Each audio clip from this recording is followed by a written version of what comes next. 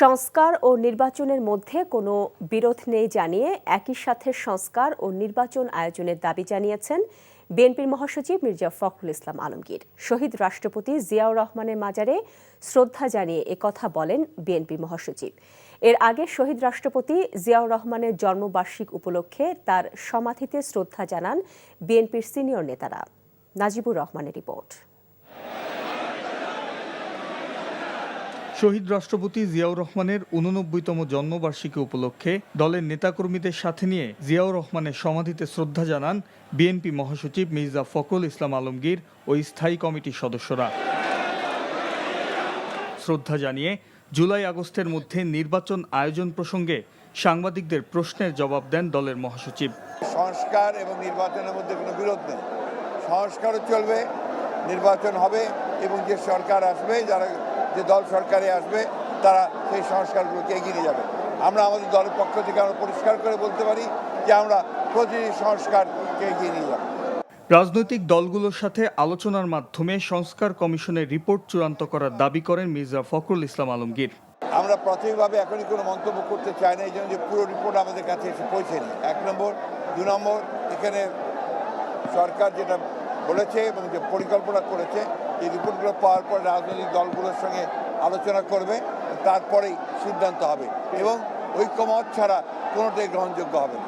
স্বাধীনতা পরবর্তী সময়ে শহীদ রাষ্ট্রপতি জিয়াউর রহমানের হাত ধরে দেশে আমূল সংস্কার হয়েছে বলেও দাবি করেন বিএনপি মহাসচিব।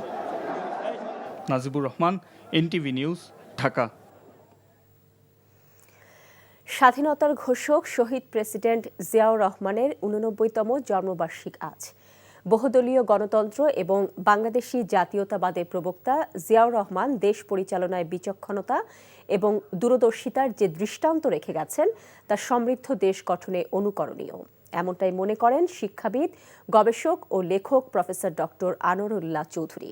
হাসান মাহমুদের রিপোর্ট। বগুড়ার বাগবাড়িতে ১৯৩৬ সালে জন্ম নেওয়া শহীদ রাষ্ট্রপতি জিয়াউর রহমান করাচিতে লেখাপড়া শেষে মাত্র ১৭ বছর বয়সে যোগ দেন সেনাবাহিনীতে। ১৯৭১-এ মেজর জিয়া কালুরঘাট বেতার কেন্দ্র থেকে ঘোষণা দেন মহান স্বাধীনতার।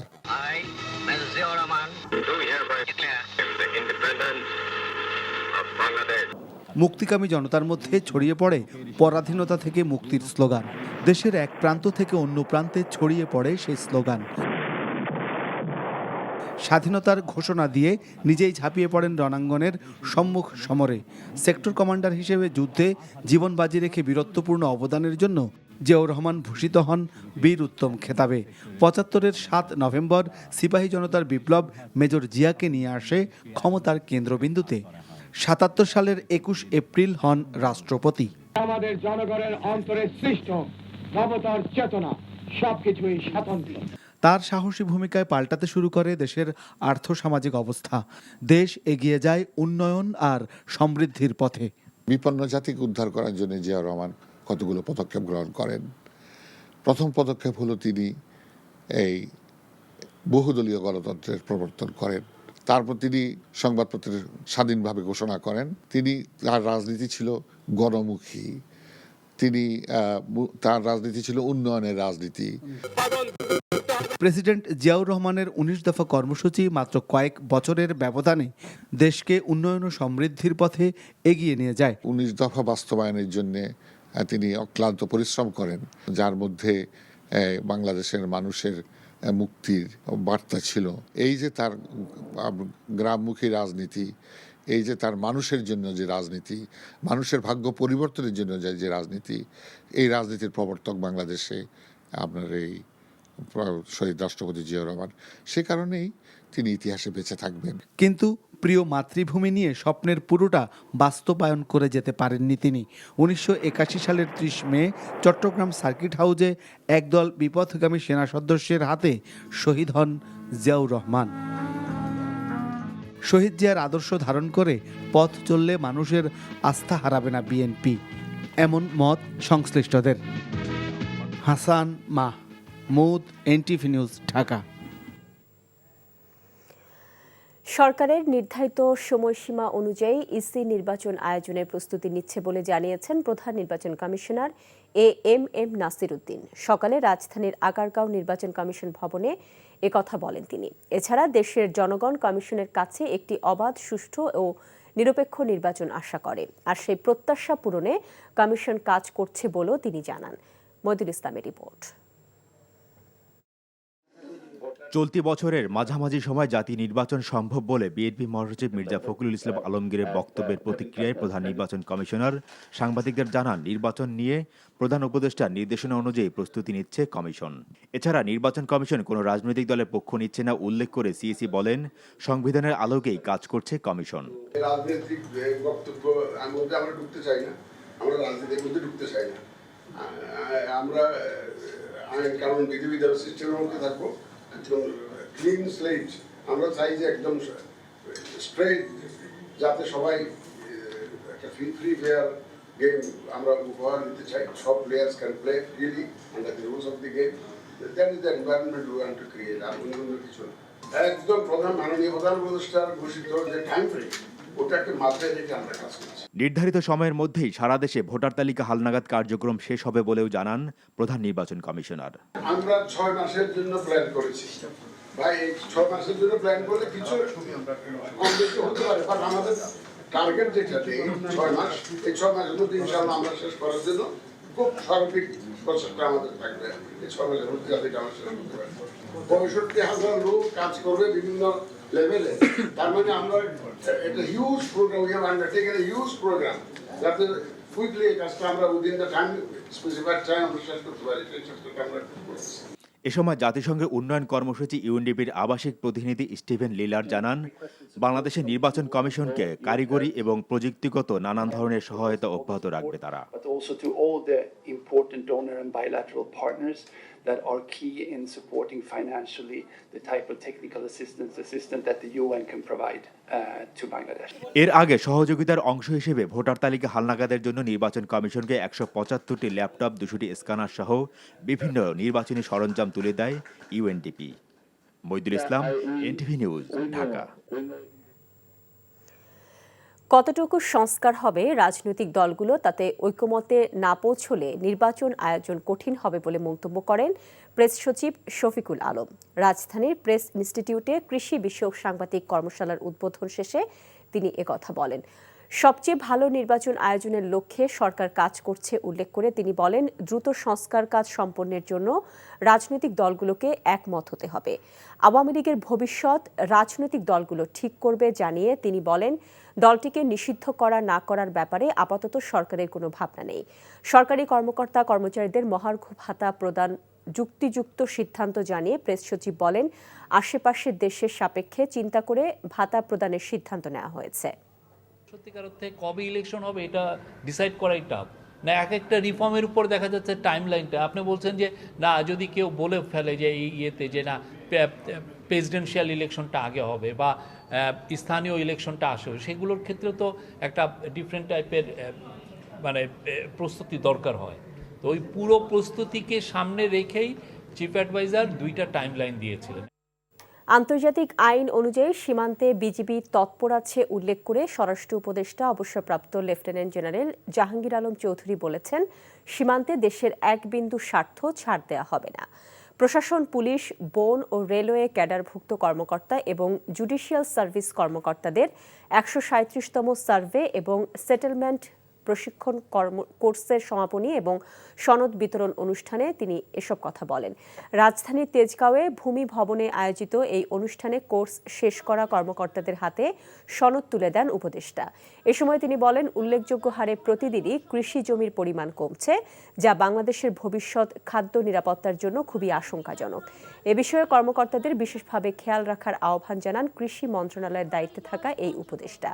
প্রান্তিক জনগোষ্ঠী থেকে শুরু করে সকল মানুষই ভূমি সংক্রান্ত আইনি জটিলতায় পরে উল্লেখ করে জাহাঙ্গীর আলম বলেন, এ সংক্রান্ত দুর্নীতিও কমিয়ে আনা হবে। অন্তর্বর্তী সরকারের পদক্ষেপ তো দেখছেনই। আগে যেহেতু কোনো পদক্ষেপ ছিল না, এই জন্য কোনো রকম বর্ডারে কোনো কিছু হয় নাই। এখন যেহেতু আপনি পদক্ষেপ নিচ্ছেন দেখি তো এইসব ঘটনা ঘটছে। আমাদের জনগণ সবসময় আমাদের সাহায্য করে যাচ্ছে। এই জনগণের এই সাহায্য এবং সহযোগিতা সবসময় থাকবে। এবং বিজিবি কিন্তু সবসময় সীমান্তে অ্যালার্ট আছে এবং আমাদের সীমান্ত সম্পূর্ণভাবে সুরক্ষিত আছে। এই সীমান্ত এই সাইডে কেউ কোনো দিনই আসতে পারবে না। আমরা যতদিন বেঁচে থাকি আমাদের রক্ত ঝরবে কিন্তু সীমান্ত সুরক্ষা থাকবে। চাঁপাইনবাবগঞ্জের শিবগঞ্জ উপজেলার চৌকা সীমান্তে গাছ কাটা নিয়ে ভারত ও বাংলাদেশের দুই গ্রামবাসীর মধ্যে সংঘর্ষের পর এলাকায় থমথমে পরিস্থিতি বিরাজ করছে। ফের সংঘর্ষ এড়াতে দুদেশের সীমান্তরক্ষী বাহিনী বিজিবি ও বিএসএফ এর টহল জোরদার করা হয়েছে। চাঁপাইনবাবগঞ্জ থেকে শহীদুল হুদা অলোকের পাঠানো রিপোর্টে থাকছে বিস্তারিত। বাংলাদেশ ভারত সীমান্তে চলমান অস্থিরতার মাঝেই দুদেশের গ্রামবাসীর মধ্যে সংঘর্ষ। শনিবার দিনভর উত্তেজনা উত্তপ্ত পরিস্থিতির পর এখন অনেকটা শান্ত সেই সীমান্ত। চাঁপাইনবাবগঞ্জের শিবগঞ্জ উপজেলার চৌকা সীমান্তে রোববার সকাল থেকে দেখা যায় সাধারণ মানুষের সীমিত চলাচল। কৃষক শ্রমিকরা কাজ করছেন জমিতে, তবে 0 পয়েন্ট এড়িয়ে চলার আহ্বান জানিয়েছে বিজিবি। স্থানীয় অনেকের মধ্যে রয়েছে চাপা আতঙ্ক। যে বন্ধের হোক দুপাটে আমরা শান্তি চাই। আমরা কৃষক মানুষ, আমরা আবাদে যেতে পাই না। হ্যাঁ, ফসল নষ্ট হয়ে তাও যেতে পাই না। সকাল থেকে বিজেপি যখন অনুমতি দিয়েছে যে কৃষক ছাড়া কেউ যেন ভিতরে না যায়, কৃষকেরাই এসে কাজ কাম করতেছে।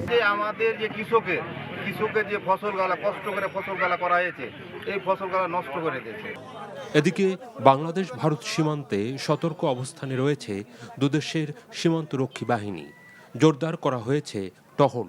সীমান্ত এলাকায় উত্তেজনা হলে আলটিমেটলি এই এলাকার কৃষকের ক্ষতি হচ্ছে। তো এই এলাকায় যেন উত্তেজনা না হয়, উত্তেজনা প্রশমিত করার জন্য আমরা কাজ করছি এবং বর্ডারে এটাই আমাদের কাজ। যে কোনো পরিস্থিতি নিয়ন্ত্রণ করার জন্য BGB we are train for this.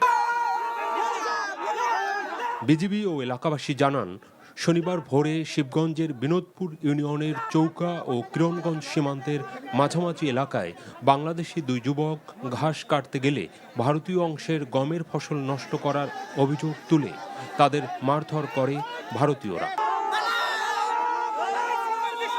এরপর দুদেশের গ্রামবাসীর সংঘর্ষে আহত হয় 4 বাংলাদেশি। এ সময় সীমান্তের ওপার থেকে বাংলাদেশিদের ওপর ককটেল ও সাউন্ড গ্রেনেড ছোড়া হয়। বিকেলে বিএসএফ বিজিবির মধ্যে পতাকা বৈঠকের পর পরিস্থিতি শান্ত হয়। বিশ্লেষকরা বলছেন, সীমান্তে ফেলানি সহ বিভিন্ন হত্যাকাণ্ড ক্ষোভের জন্ম দিয়েছে বাংলাদেশিদের মধ্যে। সেই আগুনে ঘি ঢেলেছে বিএসএফের সাম্প্রতিক কার্যকলাপ এবং সীমান্তে তাদের নতুন পদক্ষেপ। NTV news desk.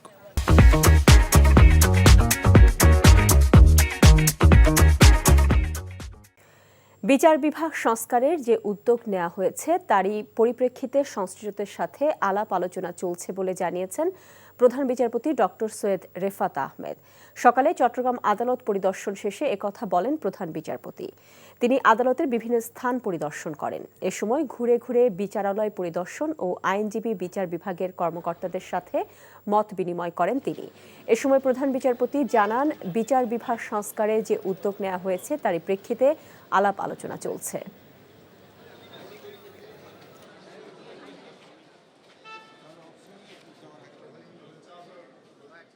বিচার বিভাগে যে কর্মকর্তারা রয়েছেন, আইনজীবীরা রয়েছেন, তাদের সাথে একটা মত বিনিময় হবে।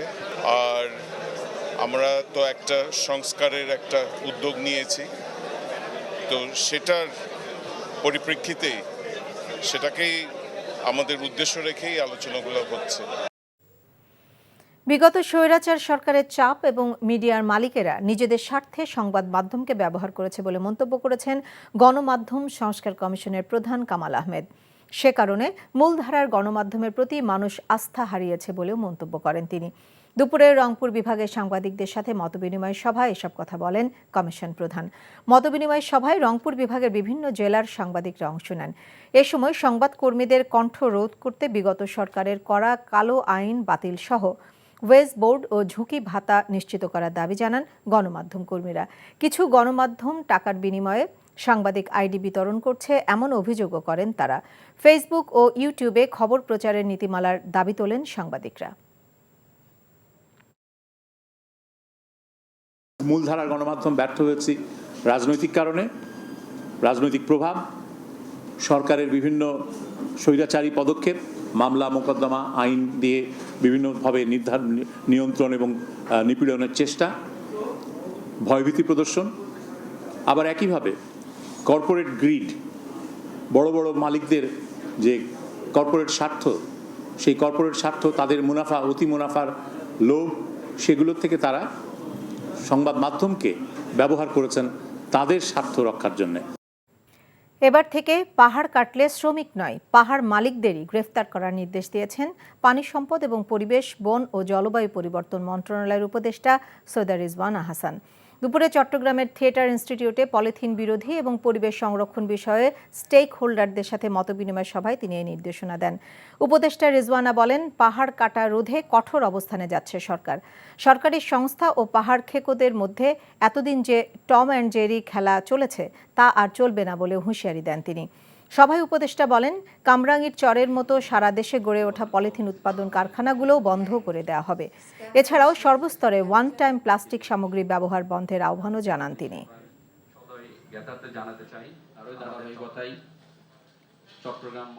রাত্রেবেলা জায়গা পাহারা দেবেন, এটা আপনার দায়িত্ব, এটা সরকারের আইন। 9টা 5টা অফিস কোনো প্রজাতন্ত্রের কর্মচারী করতে পারে না। সে বলতে পারবে না আমার অফিস টাইম 9টা 5টা, তাকে সবসময় প্রজাতন্ত্রের সেবায় থাকতে হবে। আপনারা পাহাড় কাটায় আমরা একটা তালিকা নিয়েছি, বিভাগীয় কমিশনার মহোদয় একটা তালিকা করে দিয়েছেন। আমরা বারবার বলেছি তালিকায় মালিকদের নাম দেবেন, ওনারা দেন নাই। এখন বলেছি ওই তালিকা পূর্ণ করে মালিকদের নাম দেন। চট্টগ্রামের জলাবদ্ধতা নিরসনে চলমান প্রকল্প সংশ্লিষ্ট প্রতিষ্ঠান সমূহের প্রতিনিধিদের সাথে বৈঠক করেছেন অন্তর্বর্তী সরকারের 3 উপদেষ্টা। বিকেলে চট্টগ্রাম সার্কিট হাউসে অনুষ্ঠিত সভায় অংশ নেন বিদ্যুৎ ও জ্বালানি উপদেষ্টা ডক্টর ফাউজুল করিম খান, পরিবেশ ও বন মন্ত্রণালয় উপদেষ্টা সৈয়দ রিজওয়ানা হাসান ও মুক্তিযোদ্ধা মন্ত্রণালয় বিষয়ক উপদেষ্টা ফারুক আজম। বৈঠকে প্রকল্প বাস্তবায়নকারী সংস্থা সেনাবাহিনীর পক্ষ থেকে জানানো হয়, চট্টগ্রাম নগরীর জলাবদ্ধতা নিরসনে 36টি খাল সংস্কারের মধ্যে 19টি খালের কাজ শেষ হয়েছে। বাকি খালগুলোর কাজ সম্পন্ন করতে কাজের গতি বাড়ানো হয়েছে। তবে আশা করছেন আগামী বর্ষার আগে দৃশ্যমান অগ্রগতি হবে।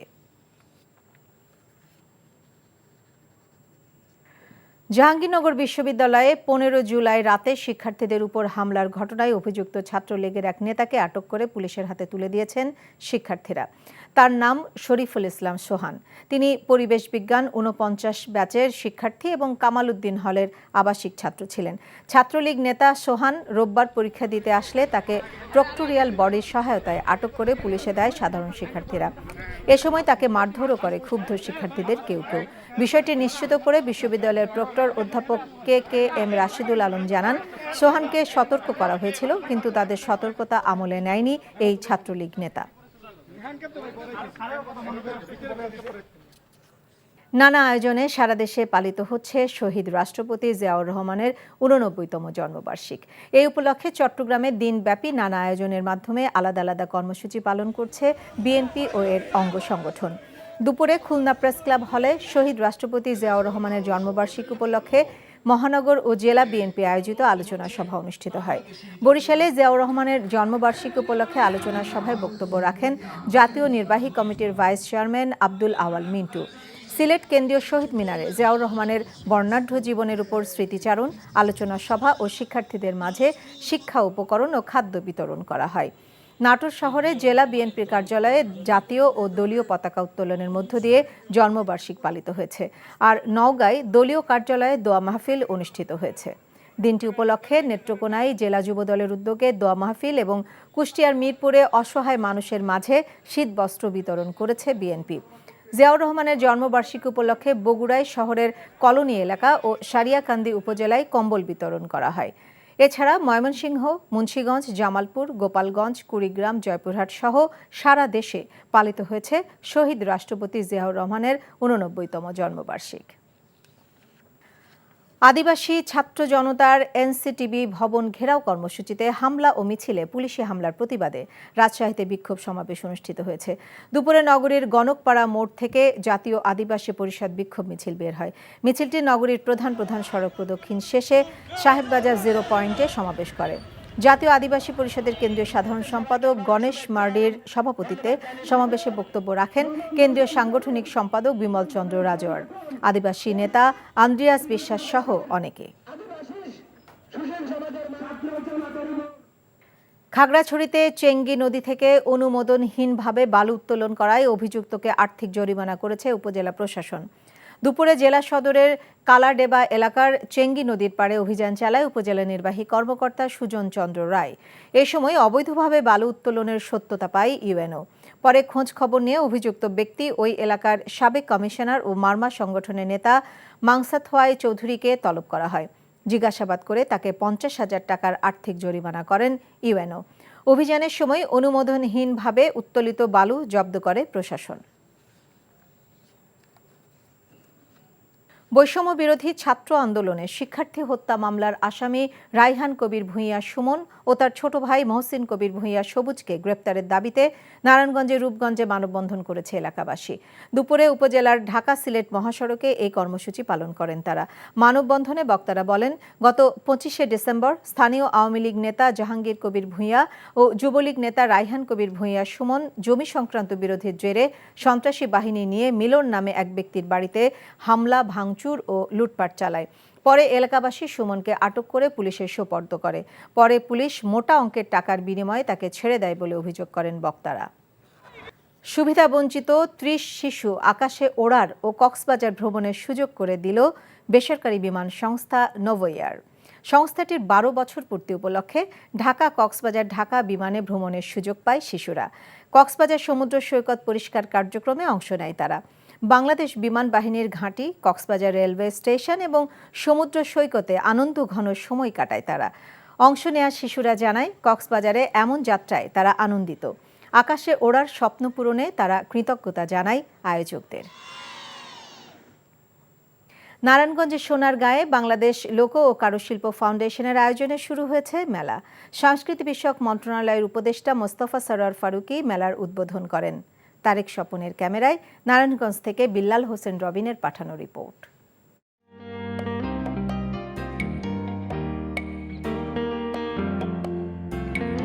প্রাচীন বাংলার রাজধানী নারায়ণগঞ্জের সোনারগাঁওয়ের জাদুঘরের পাশেই পানাম সিটি। প্রতি বছরের মতো এবারও বাংলাদেশ লোকজ ও কারুশিল্প ফাউন্ডেশনের আয়োজনে মাসব্যাপী কারুশিল্প ও লোকজ উৎসব শুরু হয়েছে।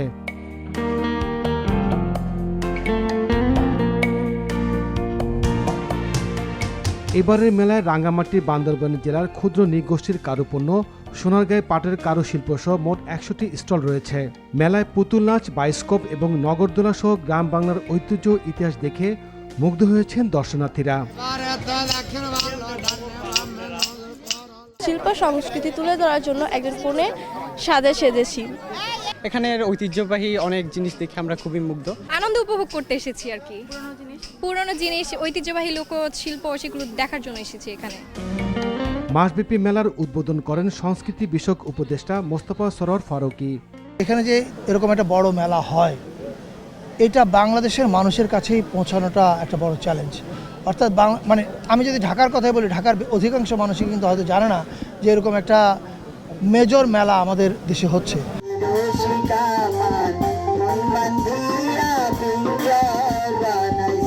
মাসব্যাপী লোকজ উৎসব চলবে আগামী 16 ফেব্রুয়ারি পর্যন্ত।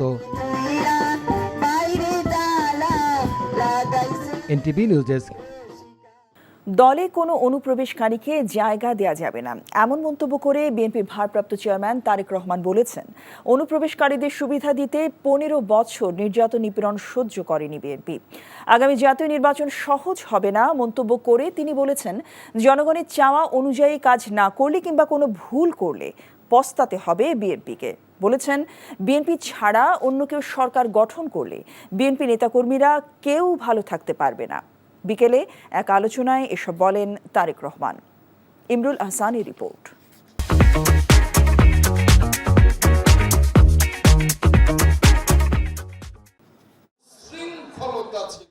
প্রতিষ্ঠাতা শহীদ রাষ্ট্রপতি জিয়াউর রহমানের 89তম জন্মদিন উপলক্ষে এই আলোচনার আয়োজন করে বিএনপি। দেশ ও জাতির অগ্রযাত্রায় শহীদ জিয়ার অবদানের কথা তুলে ধরেন বক্তারা।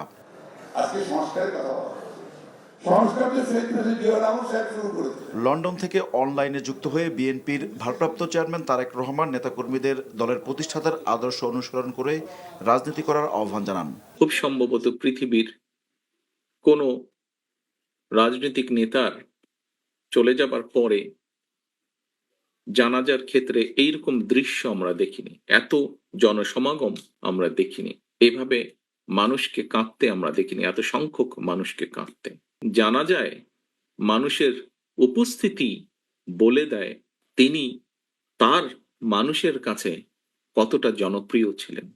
5ই আগস্ট স্বৈরাচারের পতনের পর বিএনপিতে অনেকে অনুপ্রবেশের চেষ্টা করছে উল্লেখ করে তাদের বিষয়ে সতর্ক থাকতে নেতাকর্মীদের প্রতি আহ্বান জানান তারেক রহমান। এইরকম মানুষগুলো 5 তারিখের পর থেকে আস্তে আস্তে ভিড় করা শুরু করেছে। বাংলাদেশ জাতীয়তাবাদী দলের 60 লক্ষ নেতাকর্মীর নামে বিভিন্নভাবে মিথ্যে গায়েবী মামলা আছে, নির্যাতিত, অত্যাচারিত। শুধুমাত্র জুলাই আগস্ট মাসে যে আন্দোলন, জনগণের যে আন্দোলন, সেখানে বাংলাদেশ জাতীয়তাবাদী দলেরই প্রায় 500 মতন নেতাকর্মী শহীদ হয়েছেন। বহু হাজার, শত হাজারের মতন নেতাকর্মী বিভিন্নভাবে জখম হয়েছেন। আমরা কি এতগুলো বাংলাদেশ জাতীয়তাবাদী দলের নেতাকর্মীরা যারা অত্যাচার নির্যাতন সহ্য করেছে, এই যে 60 লক্ষ মানুষ বা তারও বেশি সংখ্যক মানুষ, আমরা কি ওই মোটরসাইকেল বহরের যারা, তাদেরকে সুবিধা দেওয়ার জন্য এই অত্যাচার নির্যাতন সহ্য করেছি? অবশ্যই নয়, অবশ্যই নয়। দলের নেতাকর্মীদের আত্মতুষ্টিতে ভোগা যাবে না মন্তব্য করে তারেক রহমান বলেন, নির্বাচনে জয়ী হতে হলে জয় করতে হবে মানুষের মন। সামনের নির্বাচন এত সহজ নয় আপনারা যত সহজ ভাবছেন। নিজের মনে যতই বড়াই করুন, আরে বিএনপির তো শাখা প্রশাখা একদম গ্রাম পর্যন্ত আছে, অন্যদের কি এত আছে? এত বড়াইয়ের কিছু নেই। জনগণ ম্যাটার্স। সেই জনগণই হচ্ছে আমাদের শক্তি, জনগণই হচ্ছে আমাদের সমর্থন, জনগণই হচ্ছে শক্তি। জনগণ সাথে না থাকলে জনগণ 5ই আগস্ট দেখিয়ে দিয়েছে। কাজে আমরা যদি ভুল করি, জনগণ আবার কোনো একটা কিছু দেখিয়ে দিবে, তখন কিন্তু পস্তাতে হবে, তখন কিন্তু হাপিত্তেশ করতে হবে। যদি এমন পরিস্থিতির উদ্ভব হয় যেখানে অন্য কেউ সরকার গঠন করলো, তাহলে কি আপনি মনে করেন আপনি খুব ভালো থাকতে পারবেন? আপনি বলতে আমি, বাংলাদেশে যদি 1 কোটি বিএনপির নেতাকর্মী থাকে, সবকিছু মিলিয়ে আমি 1 কোটি মানুষকেই বলছি, আপনারা কি ভালো থাকতে পারবেন? ভোটের অধিকারী একমাত্র জবাবদিহি নিশ্চিত করতে পারে উল্লেখ করে তারেক রহমান বলেন, নির্দিষ্ট সময় পর পর নির্বাচন হতে হবে, এ বিষয়ে সবাইকে এক জায়গায় থাকতে হবে। Imrul Ahsan, NTV news, Dhaka. সংস্কার কমিশনের প্রতিবেদনগুলো নিয়ে একটি সমঝোতায় পৌঁছানোর লক্ষ্যে রাজনৈতিক দলগুলোর সাথে আলোচনা করা হবে বলে জানিয়েছেন অন্তর্বর্তীকালীন সরকারি প্রধান উপদেষ্টা অধ্যাপক মোহাম্মদ ইউনূস। ঢাকায় নিযুক্ত অস্ট্রেলিয়া ভারপ্রাপ্ত হাই কমিশনার নার্দিয়া সিমসন প্রধান উপদেষ্টার সাথে বিদায়ী সাক্ষাৎ করতে গেলে ডক্টর ইউনূস এ কথা জানান। প্রধান উপদেষ্টার সরকারি বাসভবন রাষ্ট্রীয় অতিথি ভবন যমুনায় এই কূটনীতিক প্রধান উপদেষ্টার সাথে দেখা করেন। জুলাই আগস্টের স্মৃতি স্মরণ করতে গিয়ে ভারপ্রাপ্ত অস্ট্রেলিয়ান হাই কমিশনার বলেন, এটি খুবই আবেগের বিষয় ছিল এবং তারা বাংলাদেশের জনগণের সাথেই ছিলেন। এর আগে একই স্থানে ঢাকায় নিযুক্ত আর্জেন্টিনার রাষ্ট্রদূত মার্সেলো সাইসা প্রধান উপদেষ্টার সাথে দেখা করেন। এ সময় প্রধান উপদেষ্টা বাংলাদেশের সাথে আর্জেন্টিনার ফুটবল কূটনীতি আরও জোরদার করার উপর গুরুত্ব আরোপ করেন, যাতে করে এর মাধ্যমে দুই দেশের মধ্যে বাণিজ্য সহ অন্যান্য খাতে সহযোগিতা বৃদ্ধি পায়। নতুন নতুন খাতে সহযোগিতা বাড়ানোর মাধ্যমে $700 মিলিয়ন মার্কিন ডলারের বাণিজ্য ঘাটতি দূর করে ভারসাম্য নিয়ে আসা সম্ভব বলে মন্তব্য করেন আর্জেন্টিনার কূটনীতিক। দুর্নীতির মামলায় গ্রেফতার বাংলাদেশ ব্যাংকের সাবেক ডেপুটি গভর্নর এস.কে সুর চৌধুরীর বাসায় অভিযান চালিয়ে নগদ 16 লক্ষাধিক টাকা ও প্রায় 4.5 কোটি টাকার সঞ্চয়পত্র এবং মেয়াদি আমানত সহ বিভিন্ন কাগজপত্র উদ্ধার করেছে দুর্নীতি দমন কমিশন দুদক। একই দিনে শেখ হাসিনার কন্যা সাইমা ওয়াজেদ পুতুলকে বিশ্ব স্বাস্থ্য সংস্থার আঞ্চলিক পরিচালক পদ থেকে বাদ দিতে ব্যবস্থা নিতে পররাষ্ট্র মন্ত্রণালয়কে চিঠি দেওয়া হয়েছে। নিয়ামুল আজিজ সাদেকের রিপোর্ট। পূর্বাচল নতুন শহরে প্রকল্পে অবৈধভাবে রাজুকের 10 কাঠা প্লট জালিয়াতির ঘটনায় সম্প্রতি সাইমা ওয়াজেদ পুতুলকে আসামি করে মামলা করে দুদক। এমন মামলার আসামি কোনো প্রভাব খাটিয়ে বিশ্ব স্বাস্থ্য সংস্থার পদে দায়িত্ব পেয়েছেন কিনা সে বিষয়ে খতিয়ে দেখতে পররাষ্ট্র মন্ত্রণালয়কে চিঠি দিয়েছে দুদক। ইতিমধ্যে তদন্তকারী কর্মকর্তা নিয়োগ করা হয়েছে। সাইমা ওয়াজেদ পুতুলের নিয়োগ সংক্রান্ত বিষয়ে এটা অনুসন্ধান কার্যক্রম শুরু হয়েছে। অনুসন্ধান দল তাদের অভিযোগ প্রমাণের জন্য যা যা প্রয়োজন হবে, যেখানে যেখানে পত্র লেখার প্রয়োজন হবে, জালিয়াতির প্রমাণাদি সংগ্রহের জন্য সব কাজই করবে। এদিকে দুপুরে শীতাংশু কুমার সুর চৌধুরীর ধানমন্ডির বাসায় অভিযান চালিয়ে 16,25,000 নগদ টাকা ও স্বর্ণালঙ্কার সহ সঞ্চয়পত্রের কাগজ উদ্ধার করে দুদক। কোন কোন ব্যাংকে তার চেক রয়েছে, কোন কোন ব্যাংকে তার অ্যাকাউন্ট রয়েছে, সেগুলো আমরা ব্যাংকগুলোর নাম এবং শাখাগুলো লিখে নিয়েছি এবং পরবর্তীতে আমরা সে সকল ব্যাংকে তল্লাশি করে সেখান থেকে কত টাকা রয়েছে এবং কত টাকা লেনদেন করা হয়েছে সেগুলো আমরা উদ্ধার করব। আওয়ামী লীগ সরকারের সাবেক মন্ত্রিপরিষদ সচিব কবির বিন আনোয়ার ও তার স্ত্রী তৌফিকার বিরুদ্ধে 23 কোটি টাকা অস্বাভাবিক লেনদেনের অভিযোগে মামলা দায়ের করেছে দুদক। Niamul Aziz Sadek, NTV news, Dhaka. বিডিআর হত্যাকাণ্ডের ঘটনায় বিস্ফোরক আইনে দায়ের করা মামলার 250 আসামি জামিন পেয়েছেন। কেরানীগঞ্জ কেন্দ্রীয় কারাগারের অস্থায়ী আদালতে ঢাকার বিশেষ ট্রাইব্যুনাল 2-এর বিচারক ইব্রাহিম মিয়া আজ এই আদেশ দেন। হত্যা মামলায় খালাস পেলেও এসব আসামি এতদিন বিস্ফোরক মামলায় কারাগারে ছিলেন। আসামি পক্ষের আইনজীবীরা বলেন, এই আদেশের ফলে আসামিদের সঠিক বিচার পাওয়ার পথ সুগম হলো। আর রাষ্ট্রপক্ষের আইনজীবী আদালতের এই আদেশকে ভালো সিদ্ধান্ত বলে মন্তব্য করেছেন। আপেল শাহরিয়ারের রিপোর্ট।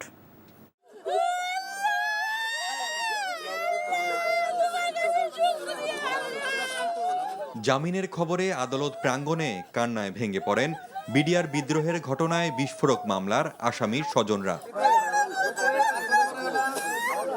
এ অপেক্ষা যে দীর্ঘদিনের। এ সময় তারা প্রকৃত অপরাধীদের বিচারের আওতায় আনার দাবি জানান।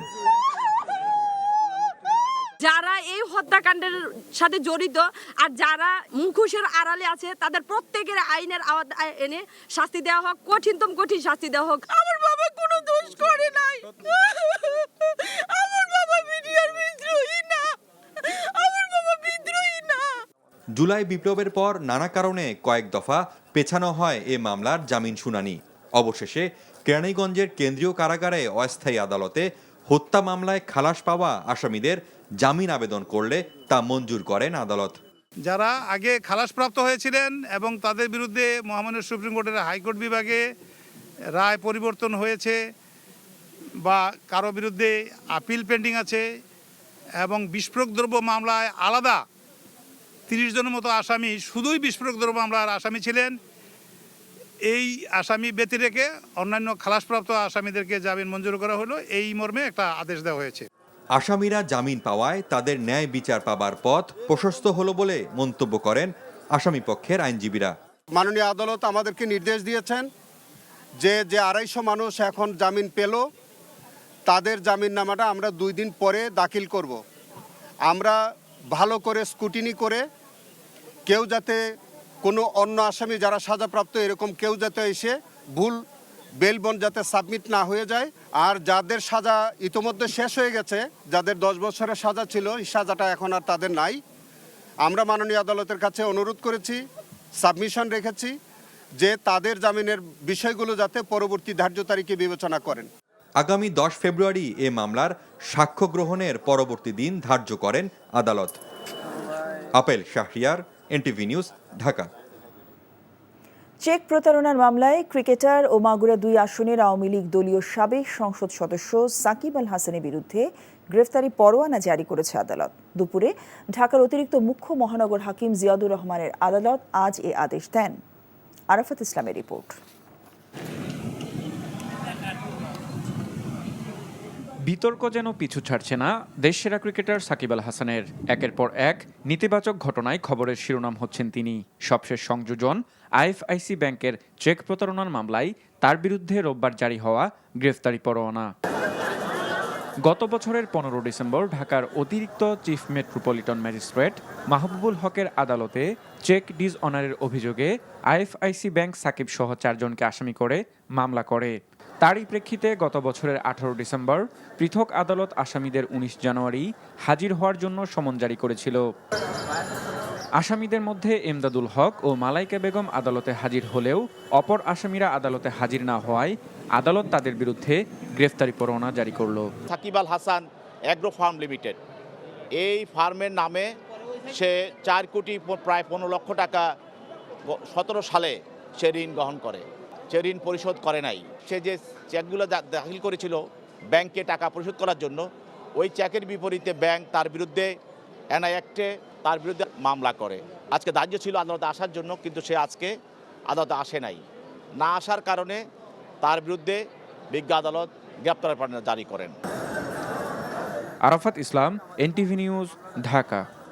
তারুণের উৎসব সামনে রেখে 25 জানুয়ারি থেকে দেশব্যাপী শুরু হচ্ছে বাফুফে অনূর্ধ্ব 15 জাতীয় ফুটবল লীগ। এতে বিকেএসপি সহ 64 জেলার 11 ভেন্যুতে খেলা হবে।